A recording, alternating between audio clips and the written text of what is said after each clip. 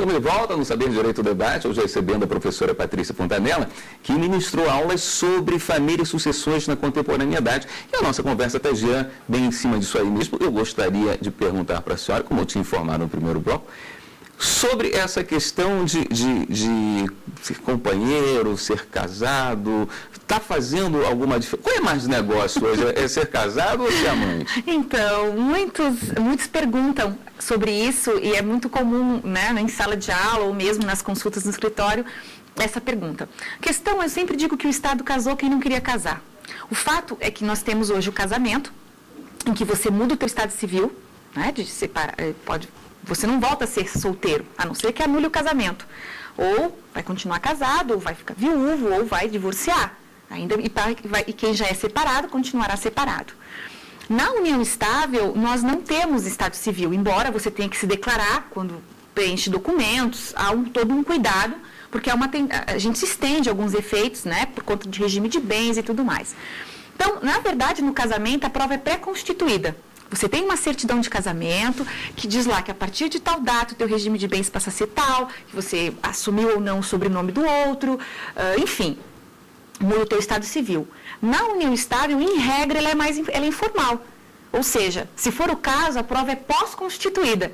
Se eles não se acertam num rompimento, isso tem que ser provado em juízo, se houver discussão, se houve ou não uma união estável. Então, assim, o teu estado civil não muda, né? E alguns, claro, mas pouca parcela da população, se a gente for comparar com todo o Brasil, faz um documento escrito. É possível se fazer um contrato de união estável, um pacto de convivência, o nome que se quer dar, porque a lei não dá um nome, só diz que pode se fazer um contrato escrito. E, se eu não faço contrato, incide comunhão parcial de bens. Se eu faço contrato, na verdade hoje, para se fazer um contrato, a intenção é se provar que existe a união estável ou fazer um outro, ou diferenciar o regime de bens que não seja a comunhão parcial, que eu quero um outro, por exemplo, separação de bens. Então, qual é a vantagem? Eu sempre digo que tem muito mais a ver hoje com o sentido psicológico da coisa, ou seja, muitos preferem realmente não estarem casados. Eu conversei esses tempos com uma amiga, ela é juíza, e ela disse para mim, ela é separada, hoje ela já mora há 5 anos com uma outra pessoa, enfim, para ela é a família dela, o marido dela, enfim, mas que ela me disse, faz toda a diferença para mim não ser casada, e sim viver em união estável. Então, assim, tem essa questão, que eu penso que é muito, muito reiterada entre as pessoas, eu ouço muito esse discurso de que se sentem melhor sem estarem casadas, né? Mas, assim, o âmbito sucessório, né, das aulas ministradas, enfim, há uma diferença da sucessão entre cônjuges e companheiros. Então, na verdade, no âmbito sucessório é que sim, pode haver uma ou outra discussão, e que já foi tratada, inclusive, nas aulas, mas que basicamente é isso. Então, hoje, você optar por ser casado ou viver em união estável, isso vai depender aí do ânimo daqueles que estão querendo viver juntos. A união estável assustou muita gente que não queria viver junto. Quer dizer, se criou um medo de que namorados fossem classificados como casados após um certo tempo de namoro, que nem precisava muita coisa. Diziam assim, olha, se a sua namorada botar a escova de dente dentro da sua casa, casado você está. Na prática, não foi por aí. Não, né? Na verdade, assim, esse medo do tempo do namoro surgiu porque em 88 se reconheceu que era concubinato como união estável. Né? Porque o próprio Estado não permitia, até 77 só existia o desquite, o antigo desquite, né? Que o próprio nome traz, né, pejorativo, não estar quite com a sociedade. Então, quem ousava se desquitar, ele não tinha rompido o casamento, é o que seria a separação hoje. Não tinha divórcio até 77, então o que acontecia? As pessoas se desquitavam e num determinado momento elas iam viver com outra pessoa, porque o ser humano é gregário, quer dizer, eu vou refazer a minha vida, mas o Estado não te permitia casar. Então você ficava aláteri, ficava a parte do sistema, né? E na verdade era sempre a mulher desquitada e os filhos da mulher desquitada, né? No senso comum. Né? Então o que acontecia? Muito mais a pecha recaía sobre a mulher. A questão é que quando, em 88, se reconheceu que era concubinato como união estável, apenas em 94, no apagar das luzes do governo do então presidente Itamar Franco, 29 de dezembro, né, quer dizer, festas e tudo, editou-se uma lei que entrou em vigor na mesma data, de publicação, reconhecendo, aplicando, digamos assim, esmiuçando o que a Constituição tinha reconhecido. Então, disse lá, 5 anos juntos, ou prole. Então, a primeira vez que se falou em lapso temporal para constituir união estável foi nessa lei de 94. O que aconteceu? Essa lei sofreu inúmeras críticas e 1 ano e meio depois, já no governo do Fernando Henrique Cardoso, em maio de 96, a 9278, essa lei, ela retirou esse requisito temporal. E disse lá que a união entre duas pessoas, né, com o intuito de constituir família, será considerada união estável, que foi a linha que o Código Civil atual seguiu. Então, em 94, tivemos uma lei com requisito objetivo. Em 96, retirou-se e deixou-se aberto. E seguiu-se a mesma coisa no Código Civil agora. Aí, em 96, quando se retirou esse requisito específico, o que aconteceu? Então agora um namoro de 10 anos é união estável, porque a lei retirou o requisito objetivo. Quanto tempo namorando alguém, o juiz pode reconhecer ou não, né, como uma união estável. Bom, eu nunca vi nesse tempo todo nenhum juiz com o mínimo do bom senso reconhecer um namoro como uma união estável. Os tribunais têm estado atentos à mudança dos relacionamentos, que autorizam que hoje, muito mais rapidamente, namorados durmam juntos, um durma na casa do outro, enfim, até porque há um número grande de separações, pessoas mais maduras que namoram, ambas têm sua casa própria, uma fica um pouco na casa de um, e são namorados, não são companheiros. A questão é que é o entorno disso que pode ou não, que faz a diferença para o magistrado. Porque se houver uma discussão nesse sentido em juízo, ele vai levar em conta o quê? Todas as provas. Como se apresentavam em sociedade, né? Quer dizer, era ou não dependente no cartão de crédito. Eu sempre brinco que se me quiser me colocar como dependente no cartão de crédito, né, eu dizer que não é união estável, não tem problema, mas tudo depende de como eles se tratam, né, se está ou não como dependente no plano de saúde. Isso tudo leva-se em consideração. Viver sob o mesmo teto é essencial, a lei não diz.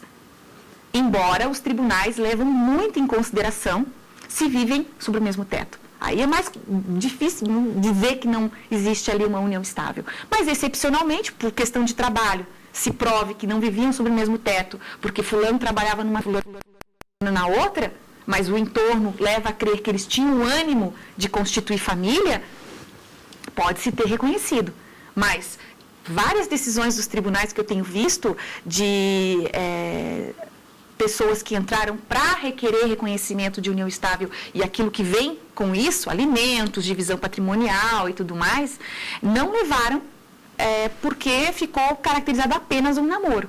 Que embora dormissem juntos, várias, enfim, o entorno disso, né, acabava não sendo consistente o suficiente para se reconhecer como união estável. Uma outra questão que eu me lembro que causou uma certa insegurança foi a possibilidade da mulher, ao ter um filho, colocar o nome do pai, mesmo que o pai não se reconhecesse pai da criança.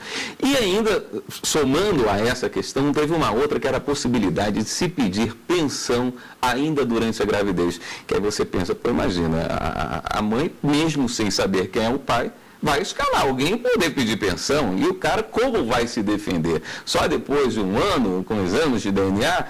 Na verdade, o que acontece?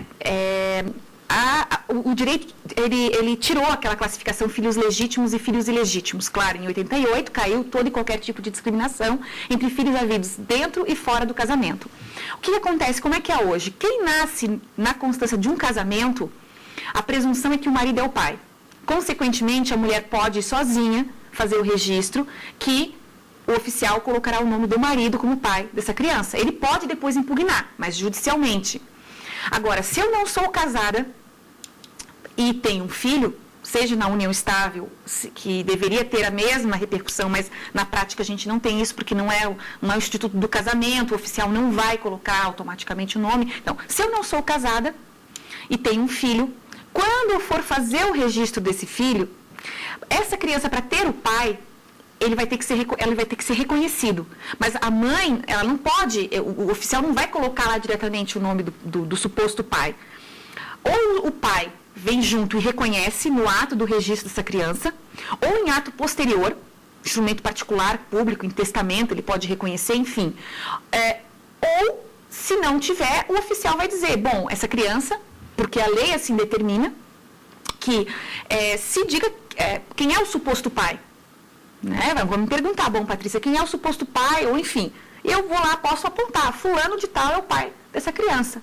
Então, isso vai ser encaminhado ao fórum, e lá, então, né, o juiz, enfim, vai notificar esse suposto pai, pedindo para que ele compareça ao determinado local, e lá vai se explicar a ele, né, que uma criança nasceu, que a Patrícia determinou que, né, disse que fulano era o pai, enfim. E ele pode ali naquele ato reconhecer, que aí já resolve, já se determina, o juiz já manda colocar o nome do pai que reconheceu essa criança, né? Ou ele pode negar e dizer não, e aí vai ter que ser via judicial, ou ele pode também simplesmente ignorar essa notificação. E que também nada vai lhe acontecer, porque, digamos assim, é uma averiguação oficiosa, né? Ou seja, para se tentar diminuir o número de ações de investigação de paternidade, para que se consiga resolver isso sem necessariamente entrar em juízo, e, enfim. Né? Então, na verdade, assim, a mulher ela vai dizer quem é o suposto pai. Né? Se ela não sabe, vai dizer ela não sabe, mas ela vai ser chamada de novo para que então se explique a importância que é, né, essa criança ter um pai. Né? E as pensões dentro da gestação? A senhora acha que alimentos gravídicos, né? O nome dado, então, alimentos gravídicos. Então, quer dizer, toda mulher que ela necessitar de alimentos, né, tiver grávida e ela necessitar dos alimentos, enfim, ela vai poder pleitear esses alimentos, né, para que ela possa, então, efetivamente passar pelo período todo gestacional e que o pré-natal e tudo aquilo que ela precisa ter, né? O que vai acontecer? Quando a criança nascer, se faz o exame de DNA. Né? Então, duas coisas podem acontecer. Sendo positivo, converte-se automaticamente esses alimentos gravídicos para na pensão alimentícia, e automaticamente o reconhecimento. Ou, então, se porventura indicou fulano como pai, né? O juiz, levando em consideração, acabou concedendo esses alimentos durante esse período, e ao final não for o pai, há toda uma discussão. Né? Foi vetado o artigo que determinava que, caso fosse dado negativo o resultado, a mulher poderia ser, né, responsabilizada, enfim. Isso foi vetado, e o que acontece? Porque ele vedaria, né, automaticamente já o exercício da ação, porque a mulher, puxa vida, se eu tiver uma dúvida, eu não vou entrar em juízo, porque depois a lei diz que eu posso ser responsabilizada. Então, assim, o que acontece? Se não for, há muita discussão sobre isso. Inclusive, eu orientei uma acadêmica no curso que trabalhou esse tema na figura do abuso de direito. Quer dizer, até que ponto, quando há o equívoco na indicação do suposto pai, pode ou não a mulher ser responsabilizada?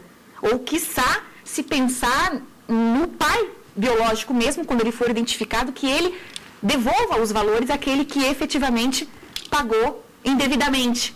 Porque, em regra, os alimentos são irrepetíveis. Uma vez pagos, não voltam mais.